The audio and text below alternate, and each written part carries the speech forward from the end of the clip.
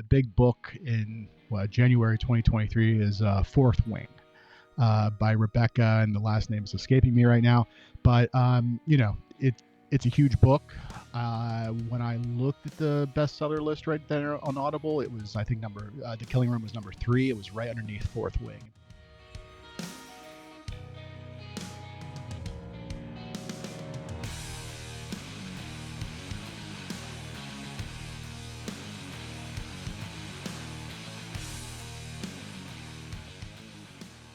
All right, everyone, welcome back. I have a USA Today best-selling author of The Serial Killer's Wife, Man of Wax, and many others to include. It has to absolutely include this new book, The Killing Room, because it's fantastic. And I know it crushed it on Audible. But Robert Swartwood, how are you doing? I'm doing well. Thank you for having me on. Yeah, appreciate you coming on and doing this, and thanks for sending me a book. Again, it's got to be on one of the big lists for sure, because it was an absolute fantastic book. And I know recently I saw on Instagram you've been crushing it on Audible. Can you tell me a little bit more about that and how that kind of came to be? So the book is available on Audible, narrated by the one and only Eduardo Ballerini. It was one of those. It was an Audible daily deal. So I mean, every day Audible has their Audible daily deals. Some do better than others, and just kind of lucked out that it did hit number one in the entire Audible store for, I think, several hours. I mean, it didn't just hit there for a couple minutes and then drop back down. Like, it was up there for a couple hours. So I have no idea what that means, in terms of sales. Eventually I'm sure I'll get a royalty statement, and it'll be interesting to see what happens. But yeah, it was really exciting. But it didn't just land up there at the top spot. Who did it beat out? Because I think that was the most fascinating thing. So the big book right now, depending on when you listen or watch this, the big book in January 2023 is Fourth Wing by Rebecca, and the last name is escaping me right now. But it's a huge book.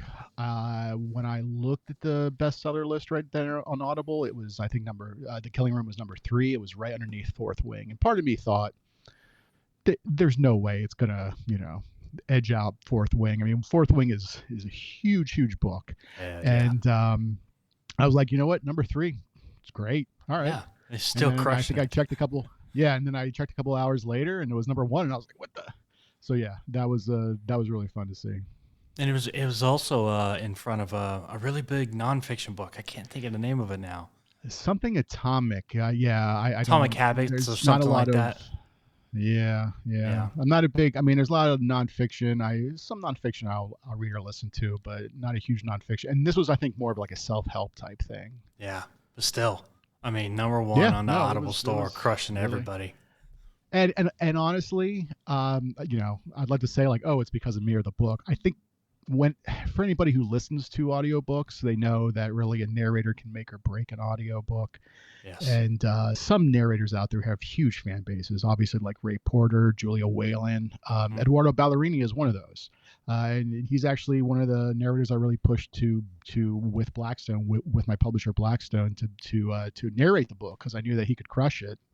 And I think, and having him perform the book, I think, really has helped to bring in a whole new leadership, a whole new listenership.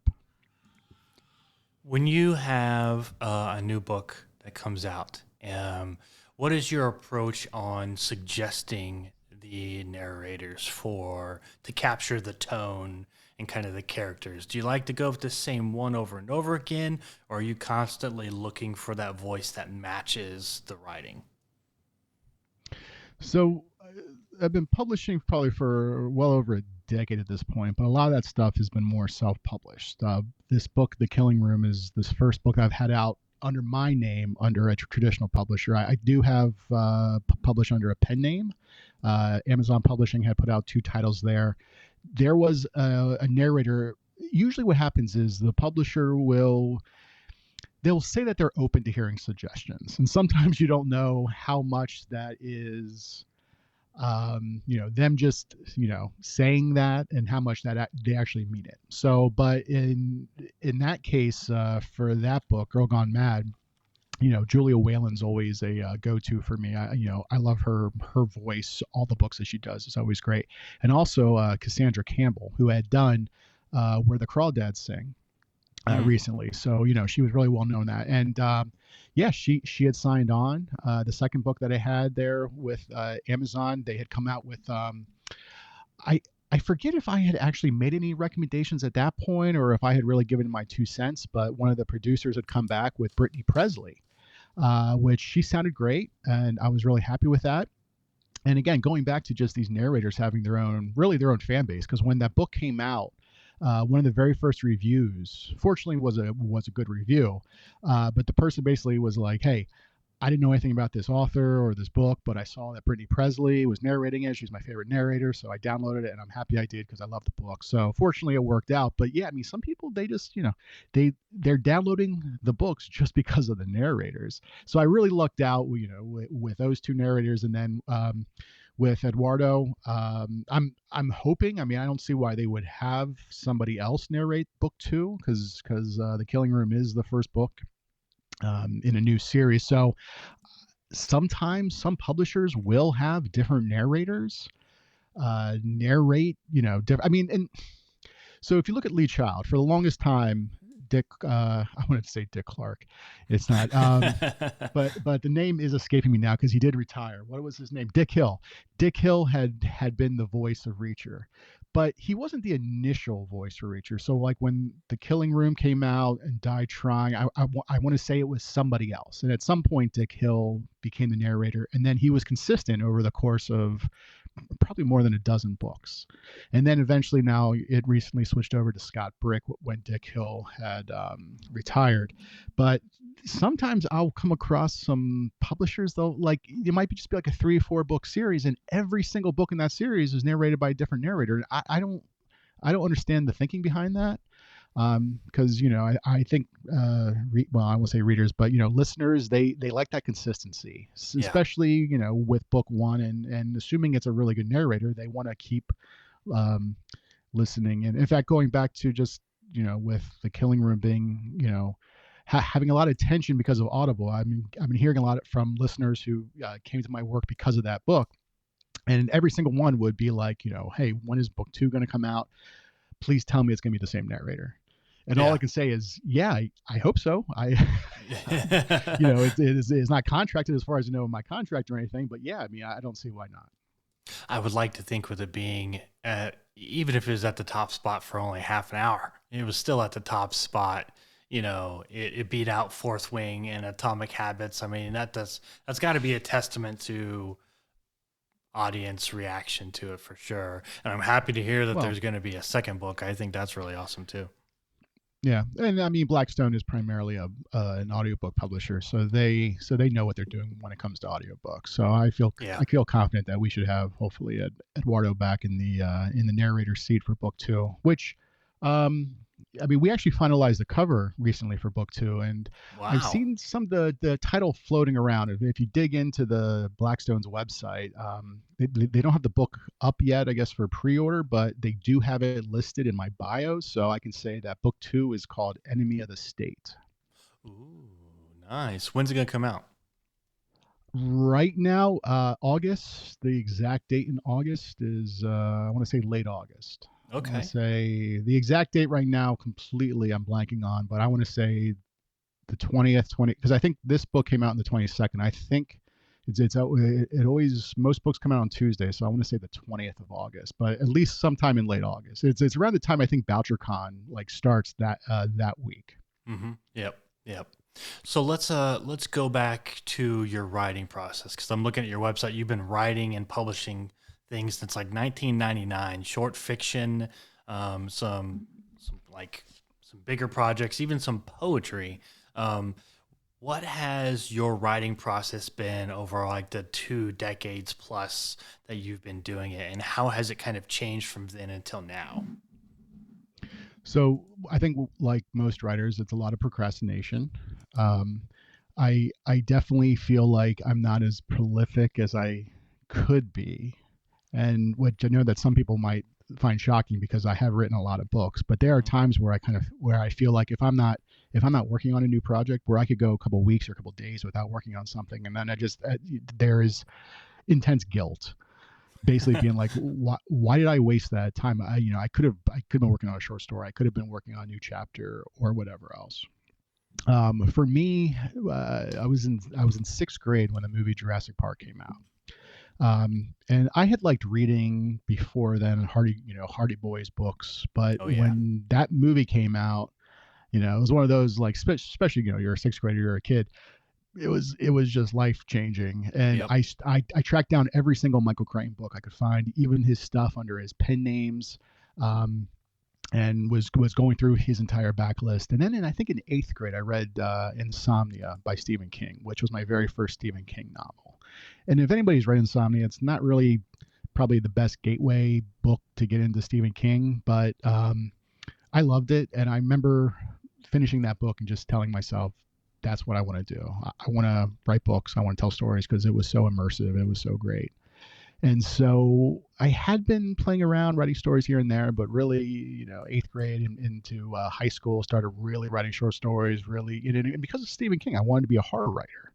Um, so a lot of my early stuff was very supernatural horror, um, and even my first novel or two had very supernatural elements. But I eventually started drifting away. You mentioned before, The Serial Killer's Wife. It was one of my earlier novels. That was just a straight up thriller, and I just have really gravitated towards that. But in terms of writing styles, I'm not one to. I don't really outline. Um, Usually, I will have maybe an idea, a seed of an idea. My one novel, Man of Wax, that was a book where I just sat down one day with a very quick idea, started writing chapter one. And at that time, I think I had just graduated college. I was still living at home. I was working at a movie theater at the time. So I was like working, and I was a projectionist, also a manager. So I would take my laptop with me, and I was subbing at the time too. So there were times where they might call me in the morning, and I'd just be like, I'm not feeling well. I can't go in, because I wrote that first draft, 90,000 words in 3 weeks. So Whoa. definitely, I was a young man then, so I was able to just go through. But it was one of those things too, where I was alert as the writer. I was finding out what was happening as I was writing it. I did not sit down with it all mapped out in my head. I know, like, Harlan Coben will say that for him, he has an outline. It's like he's taking a road trip. He knows where he's starting. He knows where he's going to end up. But what happens along the way, how he gets there, that is all things that he finds out during the trip. And so, in the same way that happens too for me, I usually kind of have an idea of where I'm going to go. Um, but sometimes I'd like to be surprised. There are certain things, even in The Killing Room, where I initially did not think was going to happen until I got to those places. Look, I quite honestly, I thought it was going to be a standalone. I typically don't like to write series, because you usually get caught into having to write so many books, or have an arc. So usually when I can, I like to try to write standalones. And so I initially wanted this to be a standalone until I got to a certain place, and I realized, okay, I could see this, going on for another couple books. This character's interesting. There are certain things in his past that would lead him to continue on. And then for anybody who gets to the very end, you can see that's why it ends the way it ends, to set up the book two, which, quite honestly, book two picks up right where this one leaves off. Mm. Which I know was a little bit of a concern. I remember having the conversation with my agent, because some people will say, "Oh, it's a cliffhanger," or "Oh, the book ends in the middle." And I would say, for the most part, readers and listeners have seen that, yes, the actual story is complete, but at the very end, we basically set it up to. And I almost kind of steal the idea from, like, Marvel movies, where it's like the end credit scenes that set you up for the next movie. And I do that with, like, my Holly Lynn series and Nova Barkowski series, where I'll have like a coda or epilogue in some of the books that just, like, sets up the next book, so, like, leads you right into the next book. So that was something that I'd been doing recently, and it just felt like the right way to do it. So I found that I found that a lot of the authors I've had on here, and I've been to BoucherCon, and I've talked to a lot of authors offline. I think a lot of people are not outliners. Just a lot of people just kind of aren't. And I think it's because of a lot of the reasons that you say right here. Like sometimes they have an idea of what they want to do, and then they find the real story along the way. They find the twists along the way that they hadn't had planned. They didn't know where it was going to go, and it just comes really authentic. And I appreciate that because when I first started writing fiction, I tried really, really hard to outline and be very disciplined. Every chapter, 3 acts, and I had my stuff down, how I wanted things to end. And I found myself fighting that, and Yeah. trying to do something over here because the keys were telling me something different. And then the outline was telling me, no, no, stick to this over here. And I didn't have that freedom, that leeway to move back and forth. And I think that was troubling for me. So when I quit outlining and I just kind of did like little note cards that said main topics or main things that I would like to see happen, if those fit in there, it was great. But when it Yeah. didn't, I didn't try to force it.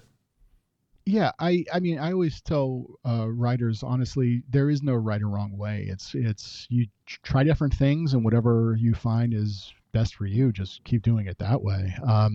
For some writers, outlining is the thing. I think I'd heard before, like Jeffrey Deaver, he outlines extensively. Like he will spend a lot of time working on an outline because his stuff is very detailed.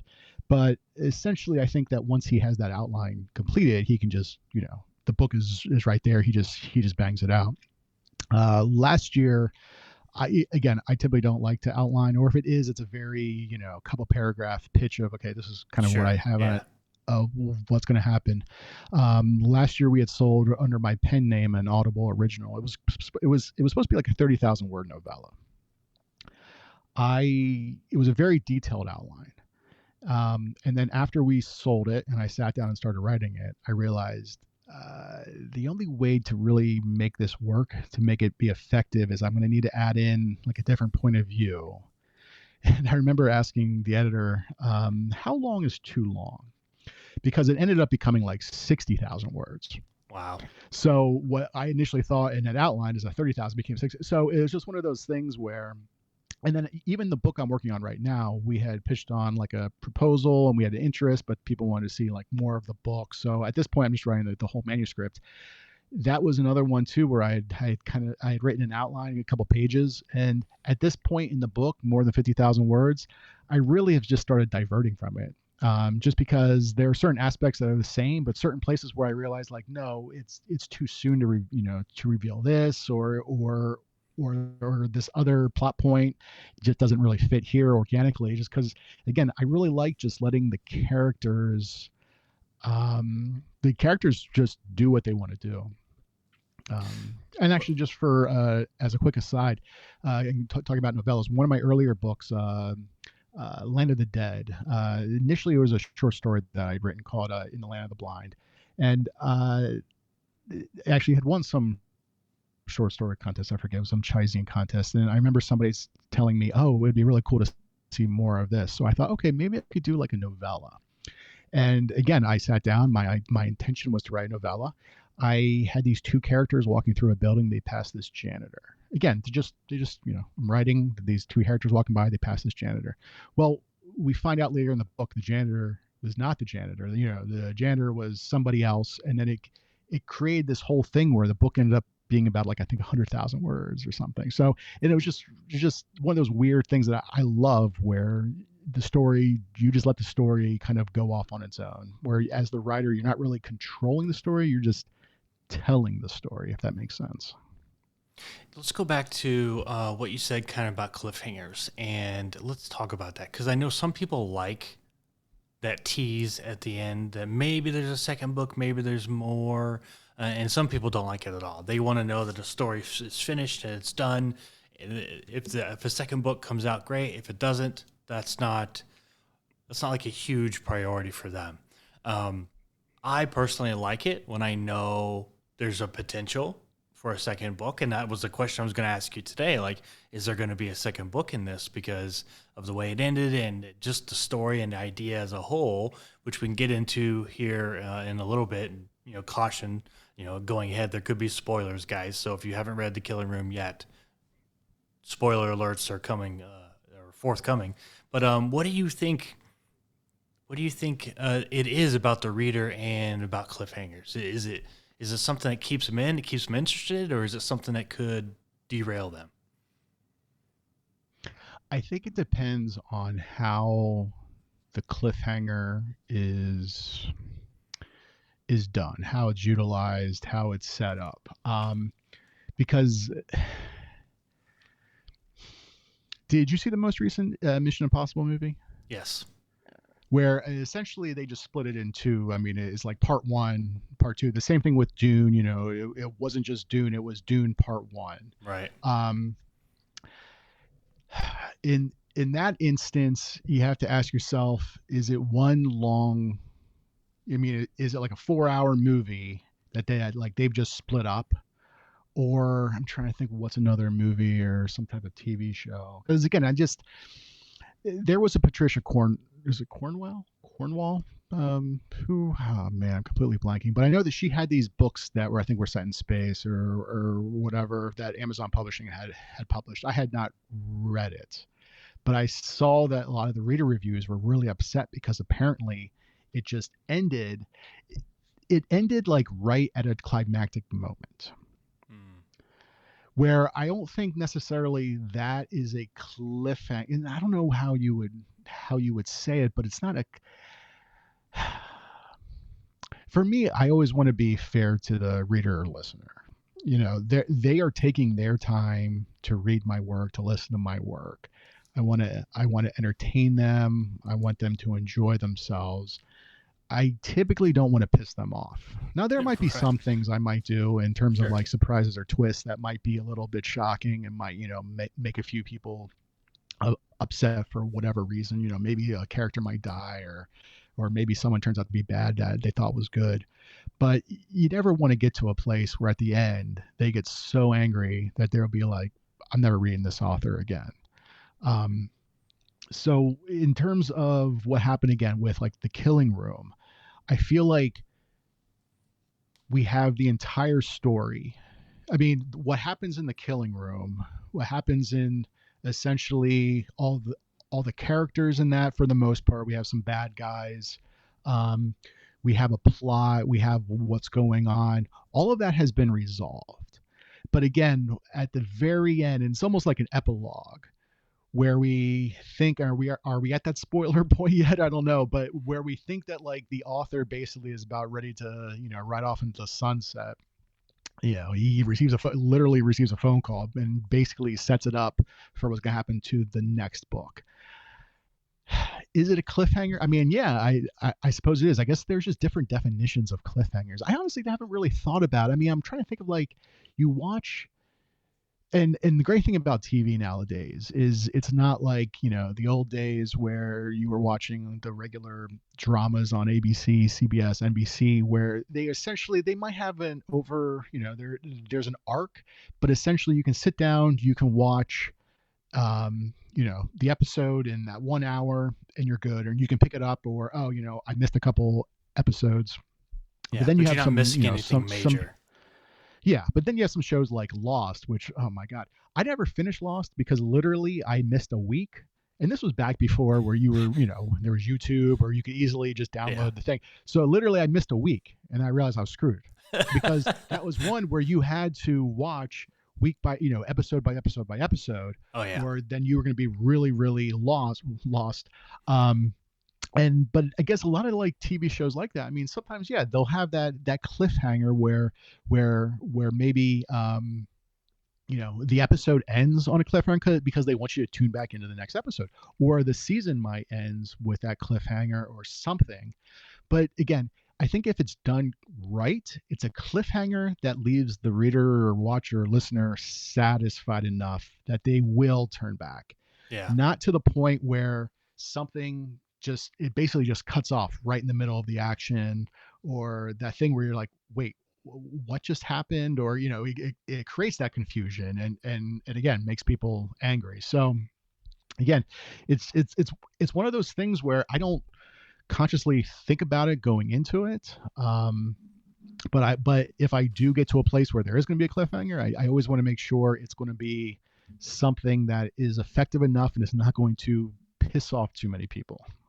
I think a good cliffhanger answers more questions than it leaves. You know what I mean? And it says it gives you a glimpse into the future, into the second book, and it makes you go, okay, the story's done, but tomorrow's another a new day, and it's coming. Yeah, And exactly. uh, like T.R. Hendricks' book, The Instructor, did that. You read the book, and you go, it's a great book, and you go, I just don't know how you could do a second book along the same lines based on the main protagonist. And you kind of just go, how's he going to do this? And at the very end, like he opens up that door to the future and says, hey, this is what you can look forward to. And you can, as a reader, you kind of go, oh, that makes sense. And yeah, is it a cliffhanger? Yeah, because he really didn't introduce anything too new, but at the same time, it still said, hey, here's a tease of what's coming next. And you go, okay, there's going to be multiple books. There's a lot more to this character. And I think for me, that's a really big thing to tease people and to get people to come back and check the box on the add to my list and be following you. And let's talk about a little bit about the Killing Room It, too, the way you did that, but because I think it real was really quick, and smart. yeah, but real quick, the Jack Reacher book, 61 hours, I believe it was. I think that was the only Reacher book that actually had a cliffhanger. I don't think any of his other books really ended on a cliffhanger, but anybody who has read that book, it was unique. Did you read that one, or are you aware of that?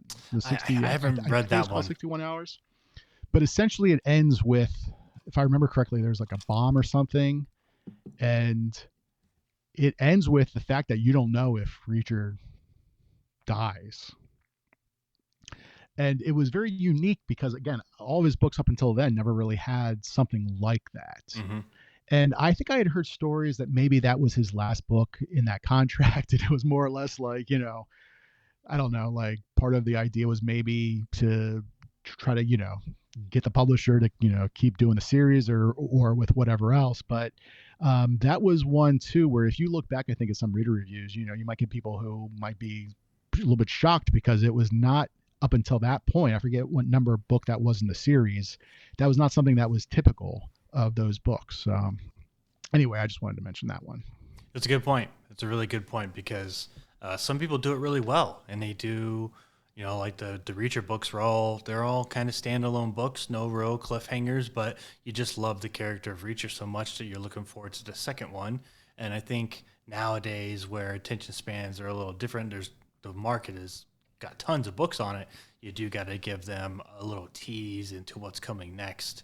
So let's talk about the Killing Room right here. And spoilers going ahead, guys, if you're listening. Um, Me too. when I first started reading it, I was like, okay, Vegas kind of got that hangover vibe. And I was thinking, wonder where he's gonna go with this. And then just as the pages keep going, you just start pulling back and you go, whoa, what is going on here? How did you come up with the idea of this? And did you ever feel at some point in time that you were going to get caught up too much in that Vegas hype, that typical Vegas stereotype? So initially, the book was well. I want to say the book wasn't initially set in Vegas. I thought it was going to be either set in Vegas or it was going to be set in some like Caribbean hotspot.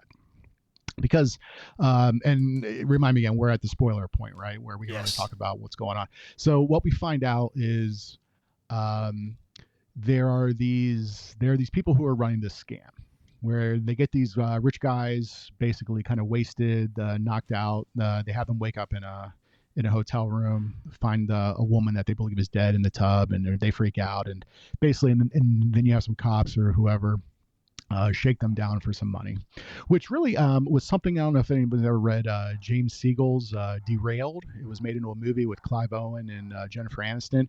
That was kind of a thing where I was a little bit like in the back of my head that same idea for anybody who's read it or that book or watched that movie, where there's kind of this elaborate scam thing going on.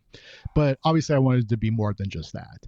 But in that instance, it didn't really matter where it took place. Again, I was thinking maybe Caribbean, some type of place, because I talked to a travel agent friend of mine and kind of told him like this is the setup, this is what I want to do, and I think he had just suggested Vegas, which again worked out well because had the book been set in some Caribbean place, it would have been a different book because I Hmm. would not have been able to do certain things such as where he ends up going to California, to Pasadena, to the VIP party. I mean, or if it was something like that, it would have been a completely different area. It wasn't, I wasn't in the continental United States where I could then really deal with, the political impact of, leaders or whatever else.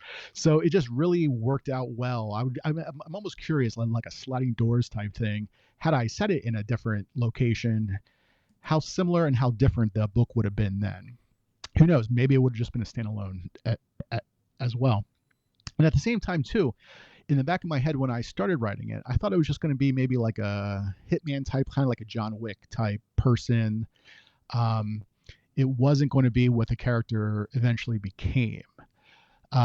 Because I remember, what was it? I think it was one of the recent Tom Clancy movies, the Without Remorse that Amazon did, that Michael B. Jordan was. I always like, you always have these heroes in these movies, but for me, I wanted to take one of those just like, nameless bad guys, and it was almost like, what if we took one of these nameless bad guys and kind of basically turned them into almost an anti-hero type thing. Hmm. We always have, like, we have the Jack Reachers, or we have these other people who pretty much are just good. Is almost like this white and black type of like evil versus good. But and it's funny because I've seen some listener and reader reviews where people are like, he's not a good guy. He's like, he is trying to be a good guy. At least I want to think like he's trying to make amends, and that's kind of the whole reason for the book and why he's doing this whole thing, because he's done a lot of like evil stuff in his past. Hmm. But I didn't want to just do one of these things where out of the gate this guy's a good guy, his moral compass is pointing north. Like I wanted this guy who basically just did a lot of just bad stuff, and he's making amends for it. So it was interesting, juggling that. How do you keep a reader rooting for somebody who is essentially a bad guy?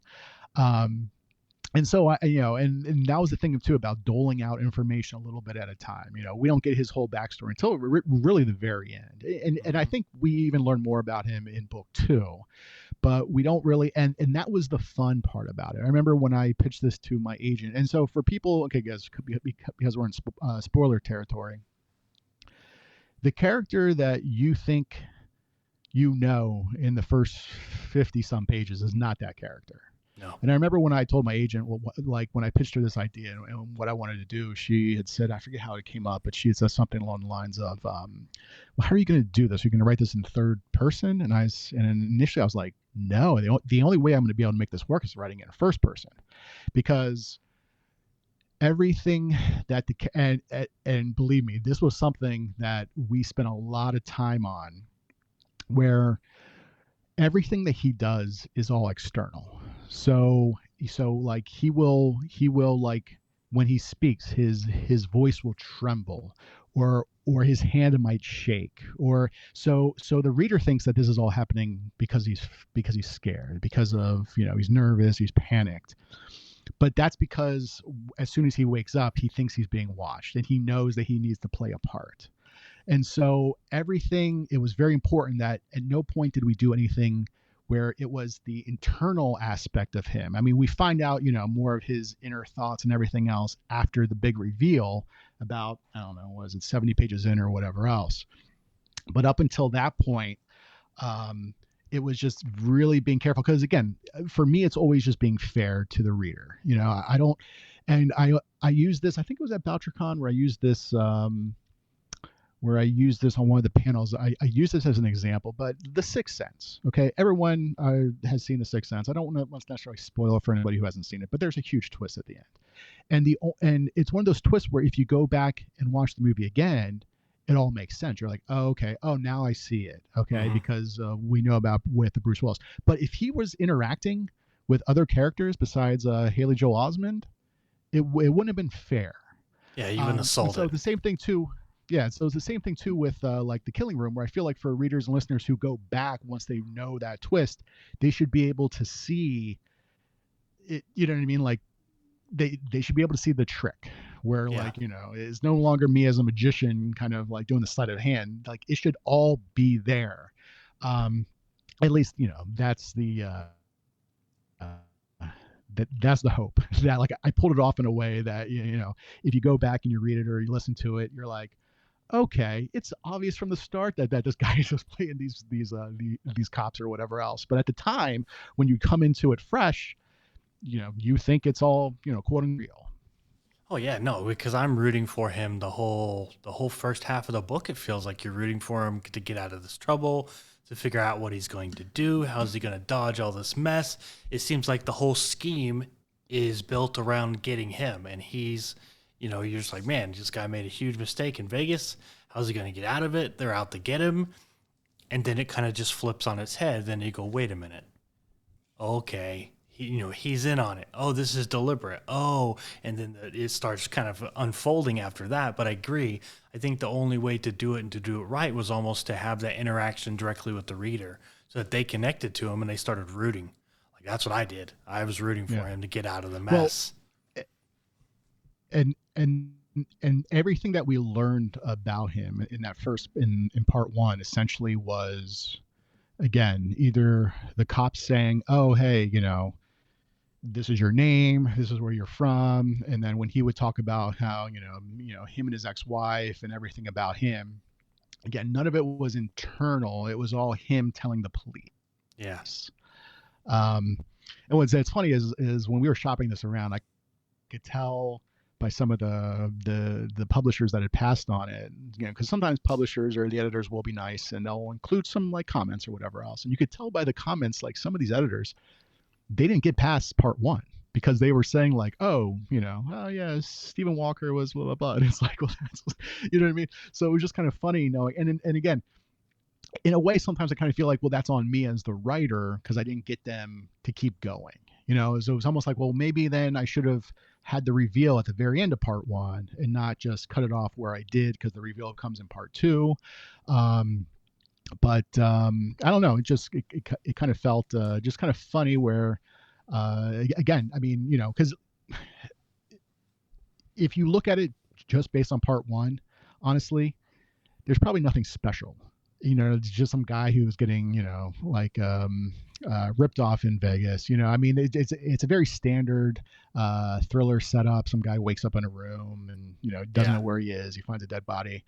Um, but once you hit that, the first major twist, I kind of feel is when the book really starts to become different enough that it sets it apart from a lot of other thrillers of its kind. Because for me, like I remember even telling trying to pitch it, with my agent, trying to explain, like I was like, because she was like, how can we, are there other like books that are comps to this? And I said, well, it's really hard to say what that is without giving too much away. But I was like, in a way, like I would almost think maybe like an Orphan X. Like, I'm a huge Greg Hurwitz fan. Like, I love the Orphan X books. I said, I kind of see this kind of in a way of like an Orphan X.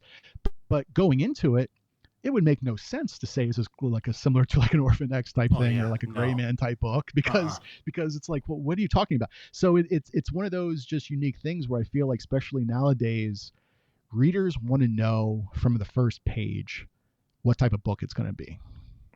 Yeah. And I've written some books like that too. I mean, like, I do a female assassin series, like, page one, okay, this is going to be, this is the type of book it's going to be.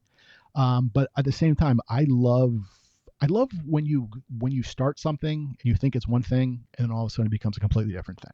Yeah. Me too. And again, it's done in a way where it's not, it's not a cheat, where it's like it's done in a deliberate way that, again, when you go back and look at it, you're like, okay, it was actually this thing the entire time.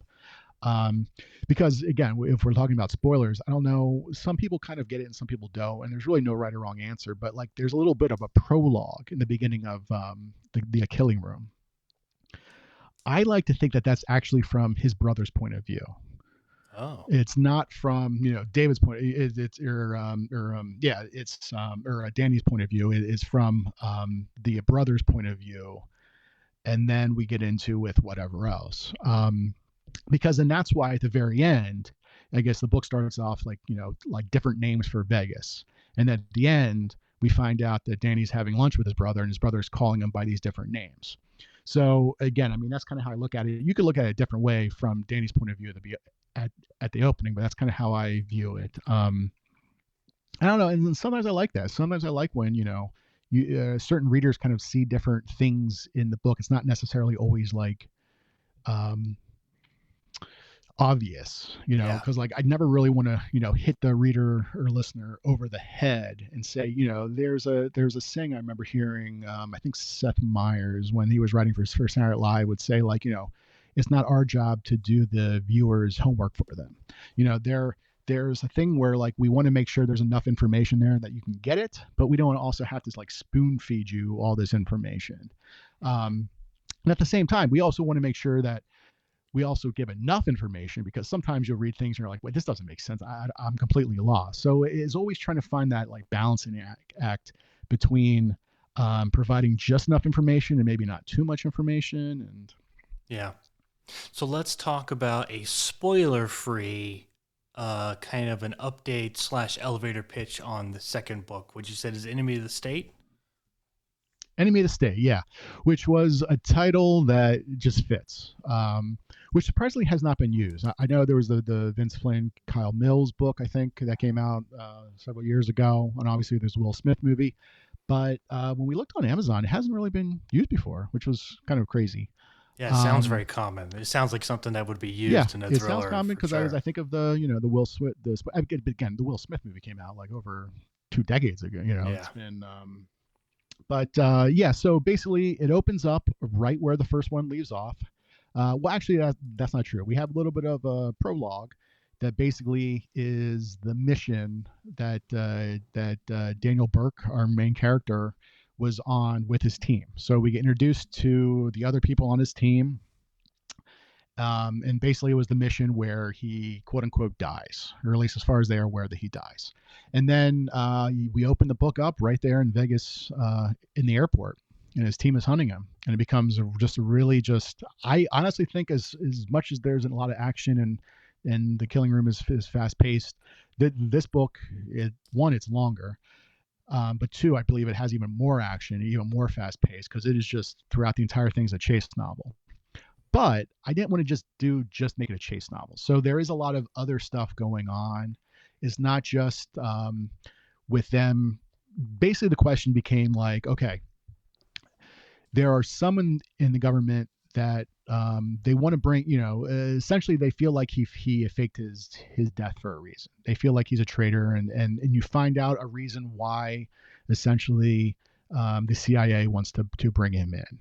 But then there are others who want to take him out, and he's not really sure why. And it becomes clear that for whatever reason, the government thinks that he did some stuff that essentially is making him an enemy of the state, that is making him a traitor. So it's trying to determine what happened and why, and to basically try to find the real traitor before essentially they hunt him down and kill him. So when you wrote the first book, The Killing Room, did you have in mind the idea for the second book, or did it come kind of No, later? again, it was one of those things too where I just, again, when I got towards the end of The Killing Room, I knew like, okay, I could just have him fly away, and then we could pick up another time or whatever else. And just for whatever reason, I felt like it would be a really cool ending to end it how it was. But then I sort of wrote myself into a box, which I like doing sometimes, because sometimes it's always been fun trying to get out of that box. So we basically have, and again, spoilers, we have a character who is calling him to give him a heads up. Someone from his team basically says, "Hey, you saved my life once. I feel like I owe it to you. Um, you know, we're the team is coming for you." And then it ends with Danny basically being, "How long do I have?" And it was funny too, because initially when I wrote that, it was going to be like, "Oh, we're like 10 minutes away" or something like that. And it was like, well, that doesn't have that like punch to it, as opposed to Yeah, just we're 10 already minutes. here. Yeah. So like that's why it became we're already here. And then that also became a thing then when I actually started writing, like, you know, who are these other people on his team? Who is this guy that decided to like, give him the heads up, and why? And so it became this whole thing where I really explored that. Like, I had no idea who these other characters on his team were until I started writing it. I just, again, had somebody who just caught up. And the same thing too about the Killing Room. I mean, if we want to really get into it, which why not? The Killing Room was not the initial title for the book. My initial working title was Blackout, and I've always liked titles that have like more than one meaning. So with Blackout, it was the idea like, okay, he was blackout drunk. Mm-hmm. But then there was also the idea of, Danny's father, who would also become like, blackout with rage and with whatever else. And then when we shopped it around, though, we shopped it around under the name Sleeper. And again, had the idea of, he was a sleeper, a guy who woke up, but there's also like the idea of a sleeper agent, somebody who is not what they appear to be. Yeah. That's how we sold it. But, the publisher wasn't really enthusiastic about Sleeper, which in retrospect, fair. And so I remember working with the developmental editor, and we were just trying to like come up with ideas like, well, what can we call this book? And sometimes I like to listen to I like to like go through certain artists of music, the titles from music. I've taken a lot of titles, like my Female Assassin series. The first book in the series is called No Shelter, so it's from a Rage Against the Machine song. My Weird Western Walk the Sky was taken from I think it was a Fuel song, or what I mean. Like, there are sometimes like really cool titles that I will like pull from different things. The Killing Room, I think it was The Killing Moon was the title or something. And somehow we got to room and we're like, okay, that would be interesting, because part of the book did deal with the idea of the black site, but it did not really kind of deal with the idea of a specific room and whatever else. So what happened was that became part of the editing process. Once we decided on the Killing Room as the title, and again, the Killing Room again has that two other the two other like meanings. So I mean, we have like the Killing Room, which the one guy from the hotel security calls, the room where these people wake up, and then you have the Killing Room from the black site. And so I was able to incorporate all of that into the book in a way that I hope is pretty organic and seamless, because I remember talking to Chris Holm after the fact, and he was shocked to hear that had not been initially part of the book, where he was like, because it seems so like natural, like, like, oh, like I thought that was from the beginning, like you had this from, and I was like, no, we had to like, work it in. And the same thing too with book 2, Enemy of the State. There's a little bit of a, I mean, they're calling Burke the enemy of the state, but then again, there's other characters who are the actual enemies of the state. So there's a little bit kind of, play on that as well. I honestly don't know. I feel like I was rambling. What was the question again? I don't remember either. Yeah, that's fine. But it's when you read the book, the title, The Killing Room, makes all the sense in the world. So yeah. But you just don't know that until halfway through, when you really start peeling it back, and then you go, oh, okay. And then the idea makes a lot of sense. So I think, I guess some people do have a way with titles. You never know what, I think I've met a lot of authors who had their idea for a title and they're like, oh, this is it. And then, it doesn't go like that. Or the publisher might come and say, you know what? No. Or, hey, there was a book with a similar title that was published, not that long ago. And sometimes titles, and what's weird too is, sometimes titles can really make or break. And sometimes it doesn't matter. I mean, I don't know. It's publishing is weird. That's what I always tell writers. It's like, and it's always like, just publishing is just so weird. Yeah. Well, Robert, it has been a pleasure. I got one last question for you. That's from Jeff Circle's dossier. And here it is. Regarding your book, The Serial Killer's Wife, your protagonist has 100 hours to save her son who's been abducted, and the story has some totally unpredictable twists. In stories like this, where audiences might be pounding the table for the victim to call the police, how do you know how far to take it? So keep in mind, this was a book that I wrote. How long has this been now? 15 years ago. So I mean, it's been there's Been a minute. been a lot of time has passed. So I'm trying to remember. I mean, there's certain aspects of the book that I do remember now. How far? You mean how far to take it without contacting the police? Yeah, and how do you keep it compelling without people getting frustrated and saying, why don't they just call the police? Why don't they just act and do something? How do you kind of keep them hooked when the obvious So answer is right there? yeah, so if I remember correctly, because again, it has been a while. The main character's child has basically been abducted, and basically told that that she can't contact the authorities or the police or they'll kill the kid. So in that way, it's not like one of those like typical horror movies where it's just like just call the police. What are you doing? Like I mean, the stakes are high enough that if she does, she risks the chance of losing her son completely. Um, Now, part of that book deals with the idea that I think her son has like this like explosive collar around his neck, and these pictures get sent to her every hour. My initial draft was the explosive collar was around her son's neck, but the son was with her. So I'd like to, because I like to sometimes play with those with those tropes and those expectations of, instead of having her son abducted, she has her son, but her son still has the explosive collar around her neck. So if she doesn't do what she's told, that it will go up, it will go off and kill her son. And my agent at the time basically had suggested, it'd be better if the son was more off of page, and so I was able to rewrite it, and it went that way. Um, I always find it interesting though that like if I were to write that book nowadays, like kind of like how much different would that book be? How similar, how different would I go? Maybe I wouldn't push so far with like certain things. Like again, coming up, I was very much into horror. So like my first book, Man of Wax, I kind of feel there's some really like very dark, shocking things in there, almost put in there for shock value.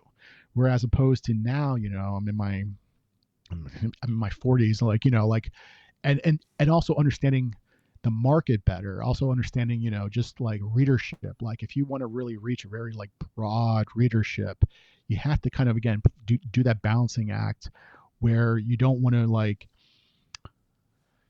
you basically turn off a good chunk of your readers with whatever else. The same thing too when it comes down to swearing. It's crazy how oftentimes on Amazon you'll get these people leaving bad reviews being like, person used the F word, 1 star. Yeah. So you'll notice that some books like David Baldacci and Lee Child, oftentimes these really huge books do not have that much swearing in it at all. And if they do, they typically do not use the F word. And that is something that's kind of I've been more conscious of also, with my writing. I don't think my books are ever going to get up to that worldwide level, but just to kind of keep in mind, like if you can kind of cut back maybe on the gratuitous cursing and maybe even the violence, it's a little bit more palatable for the general reader, Hmm. as opposed to some readers who are, they're okay with all that. So I think it's just really important. Just always wanted to try to like reach as many, readers as possible.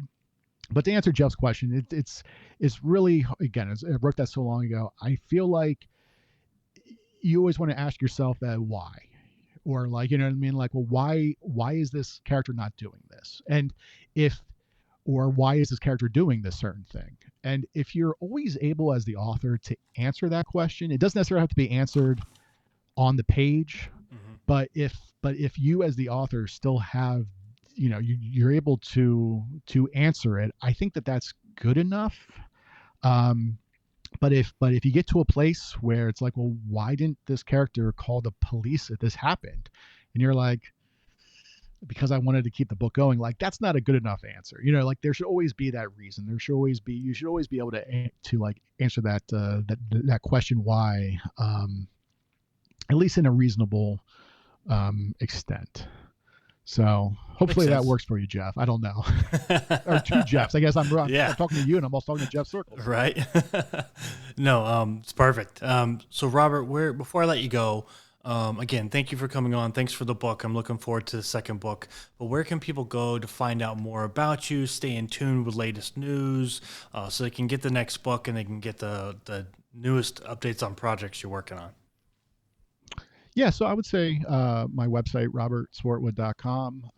You can also sign up for my newsletter. I do have, I wrote a very special prequel story to my female assassin series that is exclusive only to newsletter subscribers. So you sign up, you get an email, or you get an ebook that is not available anywhere else. It's only I try to do that periodically, write just certain like fun like ebooks that are just to my newsletter subscribers. um and there's Instagram, Facebook. I still call it Twitter, although I'm not as active over there as I used to be. On Blue Sky too, I'm not really active on there too. But yeah, I mean, so probably the best place is my website or signing up for a newsletter if you want to get up to date stuff.